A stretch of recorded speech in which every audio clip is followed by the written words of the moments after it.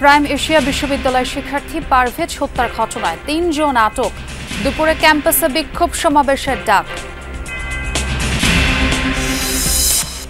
৮ দফা দাবিতে কৃষি সম্প্রসারণ অধিদপ্তর অবরোধ, ডিপ্লোমা শিক্ষার্থীদের গেট বন্ধ রাখায় যানজট, ভোগান্তিতে কর্মকর্তারা। খাগড়াছড়িতে অপহৃত ৫ শিক্ষার্থী সহ ৬ জনের সন্ধানে চলছে যৌথ বাহিনীর অভিযান। মিলল ইউপিডিএফ এর আস্তানা, আটক ৭।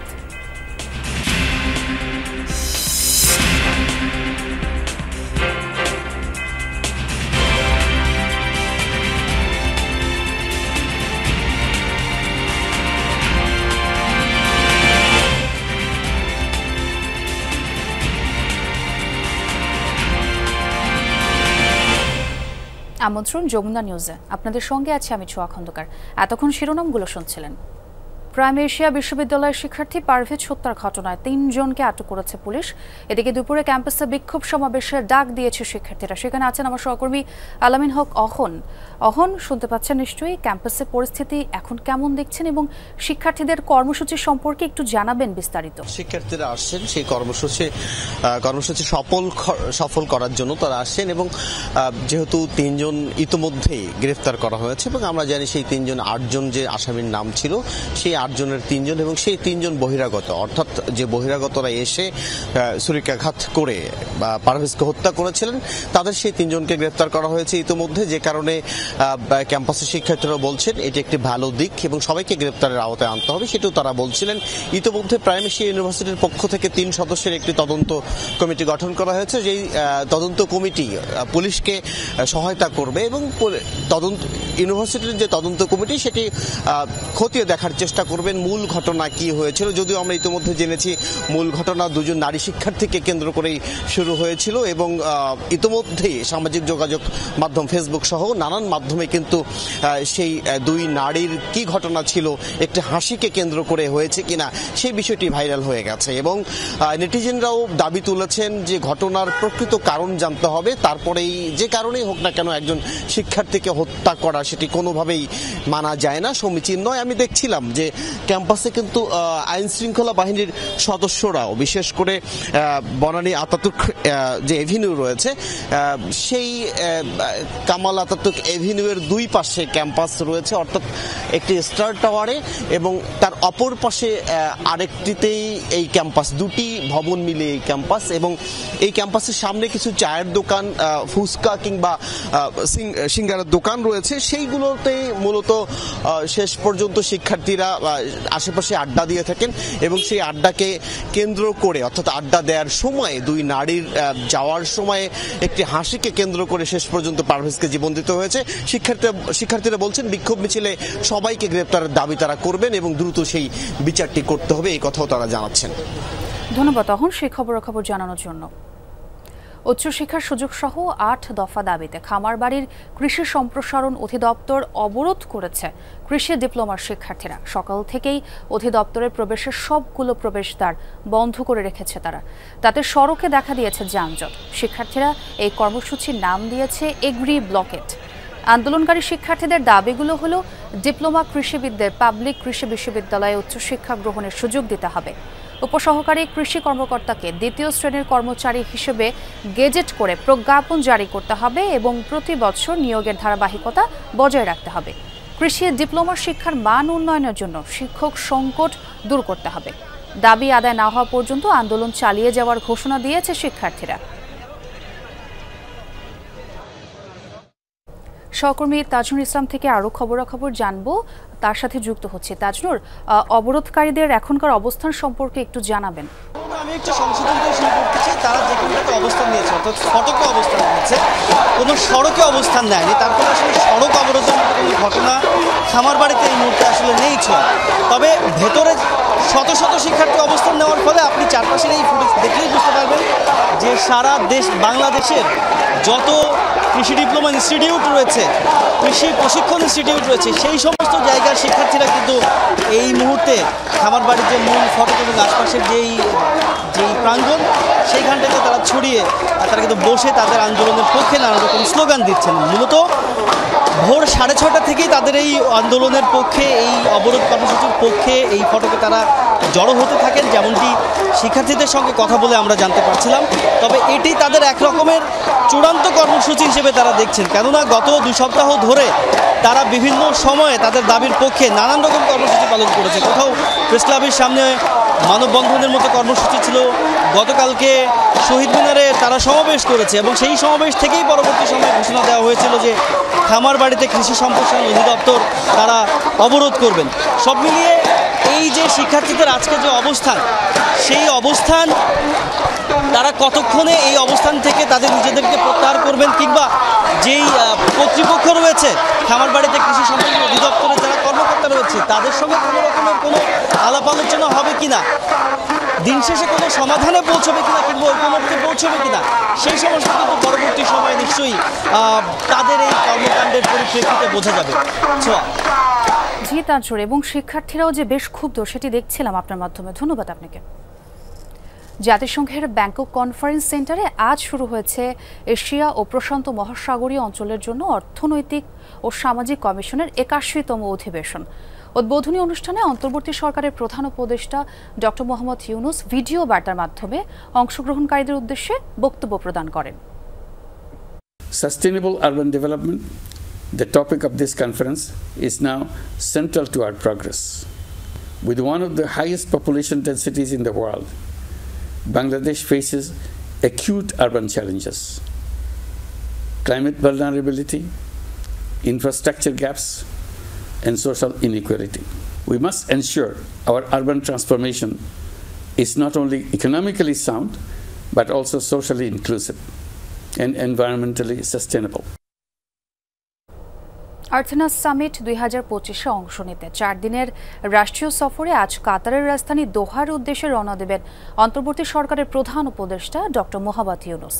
কাতারের আমির Sheikh Tamim bin Hamad Al থানির আমন্ত্রণে তিনি এ সফরে যাচ্ছেন। সম্মেলনে অংশ নেওয়ার পাশাপাশি কাতারের আমিরের সঙ্গে প্রধান উপদেষ্টার বৈঠক হওয়ার সম্ভাবনা রয়েছে। আগামী 22 ও 23 এপ্রিল সামিটে উপস্থাপনা, ইন্টারঅ্যাক্টিভ প্যানেল আলোচনা, কর্মশালা ও গোল টেবিল বৈঠকের মাধ্যমে বিভিন্ন বিষয় নিয়ে আলোচনা হবে। সম্মেলনের উদ্বোধনী অনুষ্ঠানে বক্তব্য দেবেন ডক্টর ইউনুস। দেশের ইতিহাসে এই প্রথমবার 4 জন জাতীয় নারী ক্রীড়াবিদ প্রধান উপদেষ্টার সফর সঙ্গী হিসেবে কাতারে যাচ্ছেন। এছাড়া বিদ্যুৎ, জ্বালানি ও খনিজ সম্পদ উপদেষ্টা মোহাম্মদ ফাউজুল কবির খান, পররাষ্ট্র উপদেষ্টা মোহাম্মদ তৌহিদ হোসেন এবং শিল্প উপদেষ্টা আদিলুর রহমান খান প্রধান উপদেষ্টার সফর সঙ্গী হিসেবে থাকবেন।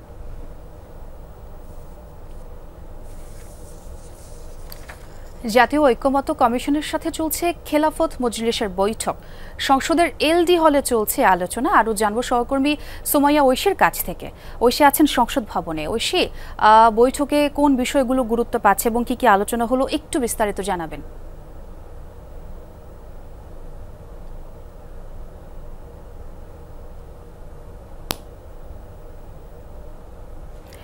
ঐশী, আপনি নিশ্চয়ই শুনতে পাচ্ছেন, বৈঠক তো শুরু হয়েছে, একটু আলোচনা কি কি হলো একটু জানাবেন বিস্তারিত।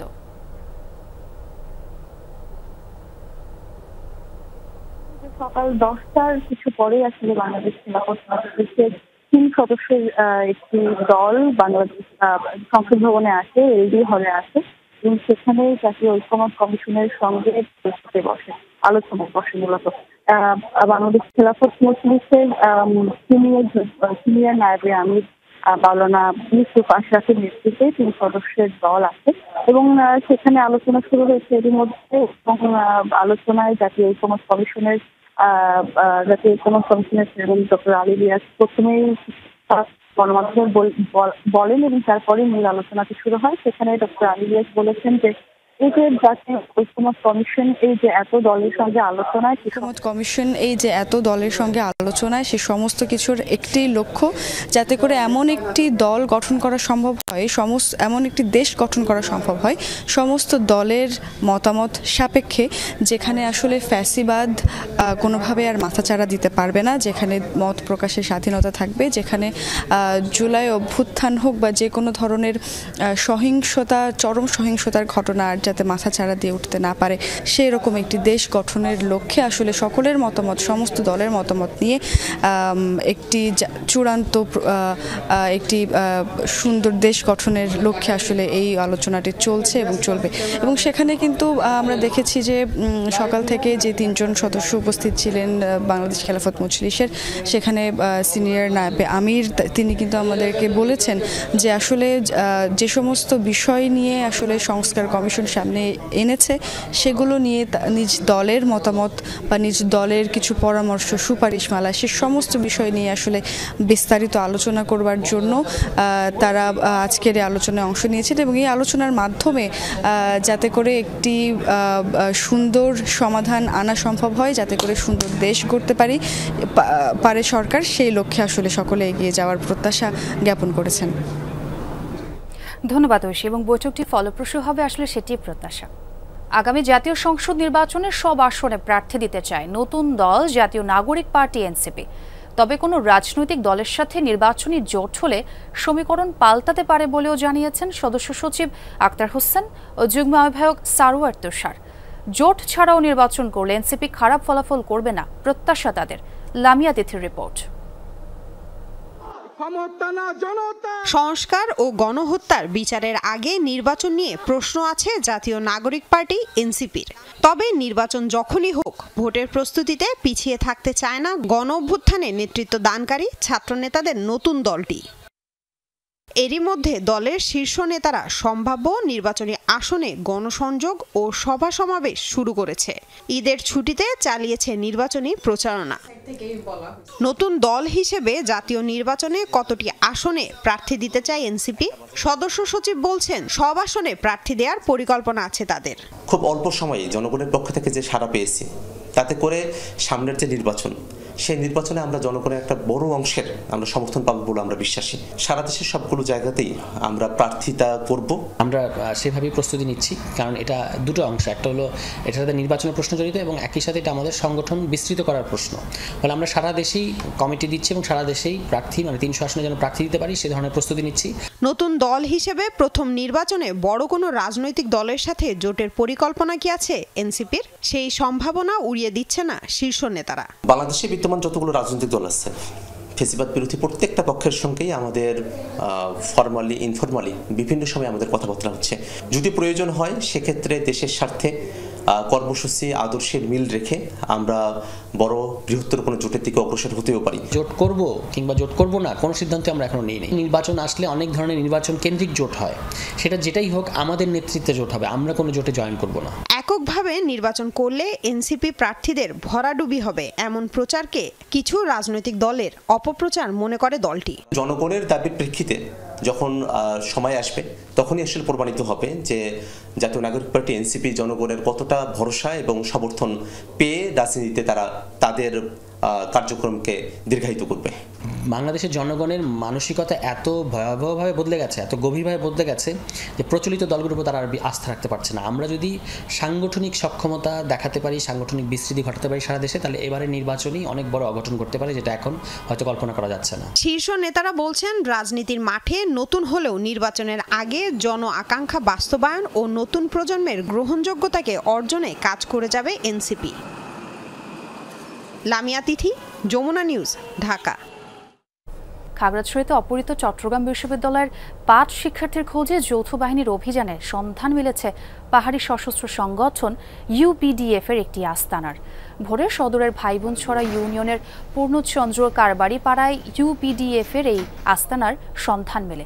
আইনশৃঙ্খলা বাহিনী জানায় এই এলাকার একটি বাড়িতে ইউপিডিএফ এর লোকজন আছে এমন তথ্যের ভিত্তিতে অভিযান শুরু হয়। এ সময় সন্ত্রাসীরা পালিয়ে গেলেও তাদের ব্যবহৃত বিভিন্ন সামরিক পোশাক, সাংগঠনিক নথিপত্র, বই, গুলি, খাদ্য সামগ্রী সহ বিভিন্ন সরঞ্জাম উদ্ধার করা হয়। অপহৃতদের খোঁজ না মেলা পর্যন্ত অভিযান চলবে।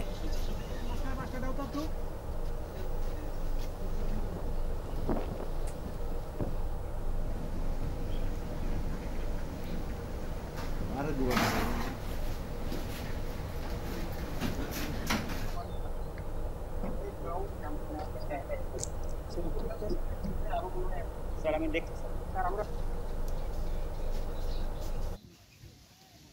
রাজুকের যে অভিযান সেটি সম্পর্কে আপনাদের জানাবো। আমার সহকর্মী আমার সাথে যোগ দিয়েছেন, সহকর্মী জয় আছেন। জয়, শুনতে পাচ্ছেন নিশ্চয়ই আমাকে? যেমনটি বলছিলাম রাজুকের অভিযানের কথা, সেই অভিযানে কোনো অনিয়ম চোখে পড়েছে কিনা একটু বিস্তারিত জানাবেন, সেখানকার অবস্থা একটু জানাবেন। সোহা, রাজধানী উন্নয়ন কর্তৃপক্ষ নারায়ণগঞ্জ অঞ্চলের যে টিমগুলো রয়েছে তারা কিন্তু গতকাল থেকে তাদের ধারাবাহিক অভিযান শুরু করেছে এবং তারই অংশ হিসেবে আজকে রূপগঞ্জের শিল্পাঞ্চল তারাবো পৌরসভার বিভিন্ন এলাকায় তারা দিনভর অভিযান করবেন।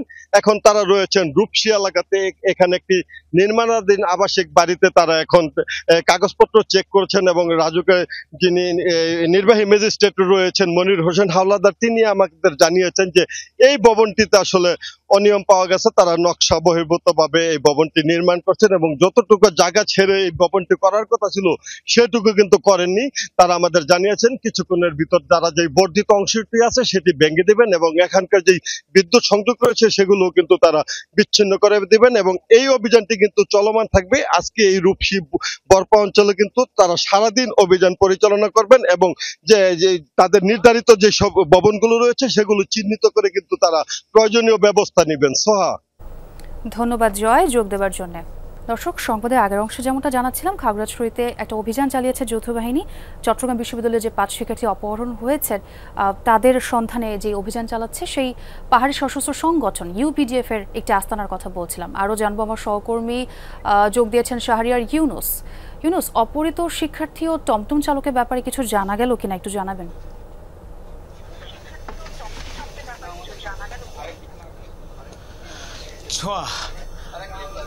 চট্টগ্রাম বিশ্ববিদ্যালয়ের 5 শিক্ষার্থী অপহরণের পর থেকে এই যৌথ বাহিনী যে অভিযান চালাচ্ছে সেই অভিযানে অপহৃতদের কোনো স্থান শনাক্ত কিংবা উদ্ধারের কোনো সুসংবাদ এখন পর্যন্ত আমরা পাইনি। তবে অভিযানে যে বিষয়টি আমরা দেখতে পাচ্ছি, টানা কয়েকদিনের অভিযানে খাগড়াছড়ির দুর্গম একটি এলাকা পূর্ণকারবারি পাড়া, সেই দুর্গম এলাকায় পাহাড়চূড়ার একটি বাড়িতে ইউপিডিএফ প্রসিদ্ধ গ্রুপের একটি গোপন আস্তানার সন্ধান তারা যৌথ বাহিনী পেয়েছে এবং সেখানে ভোর 5টা থেকে অভিযান চালিয়ে বেশ কিছু সরঞ্জামাদি এবং সাংগঠনিক কিছু কর্মকাণ্ডের নথিপত্র এবং দেশবিরোধী রাষ্ট্রবিরোধী সহ তাদের যে সামরিক প্রশিক্ষণের যে বিষয় বিভিন্ন নথিপত্র রয়েছে সেগুলো এখান থেকে পাওয়া গেছে। একই সাথে যৌথ বাহিনী ধারণা করছেন যে মূলত এই বাড়ি থেকে চট্টগ্রাম বিশ্ববিদ্যালয়ের যে 5 শিক্ষার্থী অপহৃত হয়েছিল সেটি এই বাড়িটি থেকেই মূলত নেতৃত্ব দেওয়া হয়েছিল এবং এই বাড়িটি থেকে বসে তারা সন্ত্রাসী কার্যক্রমের পাশাপাশি অপহরণ, গুম, খুনের, চাঁদাবাজের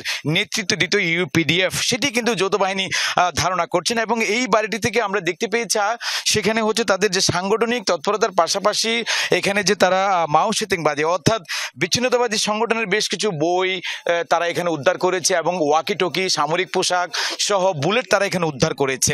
সবকিছু মিলিয়ে যদি বলতে যাই তাহলে ধরা হচ্ছে যে এটি ইউপিডিএফ এর একটি গোপন আস্তানা, যেখান থেকে বসে অপহরণ, গুম, খুন, চাঁদাবাজি সহ বিভিন্ন অপরাধ কর্মকাণ্ডের নেতৃত্ব দিতেন এবং সেই আস্তানার তারা সন্ধানটি পেয়েছেন। ইতিমধ্যেই অভিযানের অনেকটা শেষ পর্যায়ে সেটা আমরা দেখতে পাচ্ছি এবং আইন শৃঙ্খলা বাহিনী থেকে আমাদেরকে বলা হচ্ছে যে এই প্রথম কোন একটি পাড়ার ভিতরে তারা এমন গোপন আস্তানায় গেড়ে বসেছে যেটি আসলে অবিশ্বাস্য। তবে একটি বাস্তবতার বিষয় হচ্ছে যে এমন পাড়ার মধ্যে বসে তারা সাংগঠনিক কার্যক্রম চালালো এলাকাবাসী এ বিষয়ে মুখ খুলতে টোটালি নারাজ। অর্থাৎ তাদের প্রত্যেকেই সাংগঠনিক একটি ভয়, অর্থাৎ ইউপিডিএফ এর অস্ত্রের একটি ভয় এই এলাকাবাসী রয়েছে, সেটা আমাদেরকে যৌথ বাহিনী জানাচ্ছেন। এছাড়া অপহৃতদের উদ্ধারে যতক্ষণ পর্যন্ত উদ্ধার হবে না ততক্ষণ পর্যন্ত যৌথ বাহিনীর অভিযান চলবে। অনেক গুরুত্বপূর্ণ তথ্যই জানিয়েছেন আপনি, ধন্যবাদ আপনাকে।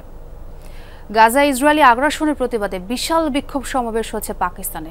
রোববার রাজধানী ইসলামাবাদের সড়কে জড়ো হয় হাজার হাজার মানুষ।